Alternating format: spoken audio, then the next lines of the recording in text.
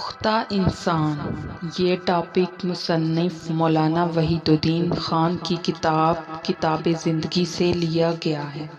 مولانا لکھتے ہیں، این اینڈرس نے پختگی کے بارے میں ایک مضمون لکھا ہے۔ اس کا ایک حصہ یہ ہے، پختگی یہ ہے کہ آدمی غصے پر قابو پا لے اور اختلافات کو تشدد اور تخریب کے بغیر حل کر سکے۔ پختگی برداشت کا نام ہے، یہ آمادگی کہ دیر طلب فائدے کے لیے وقتی خوشی کو ترک کر دیا جائے۔ پختگی دراصل ثابت قدمی ہے، رکاوٹوں کے باوجود منصوبے کی تکمیل کے لیے اپنی محنت جاری رکھنا۔ پختگی بے غرضی کا نام ہے، دوسروں کی ضرورتوں میں ان کے کام آنا۔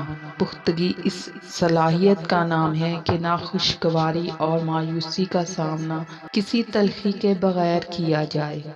پختگی انکساری ہے، ایک پختہ انسان یہ کہنے کے قابل ہوتا ہے کہ میں غلطی پر تھا، اور جب وہ صحیح ثابت ہوتا ہے تو وہ یہ نہیں کہتا کہ یہ بات میں نے تمہیں بتا دی تھی۔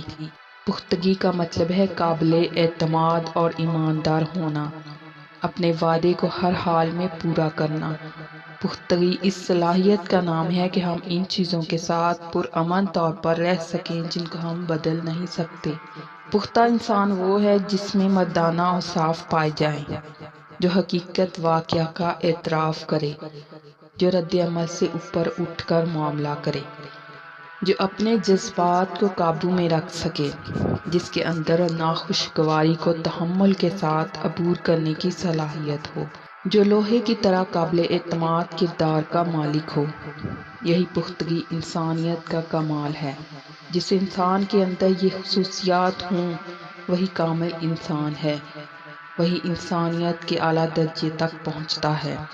ایسے ہی افراد زندگی میں کوئی حقیقی کارنامہ انجام دے سکتے ہیں، اور یہی افراد ہیں جو کسی قوم کو ترقی اور کامیابی کی طرف لے جاتے ہیں۔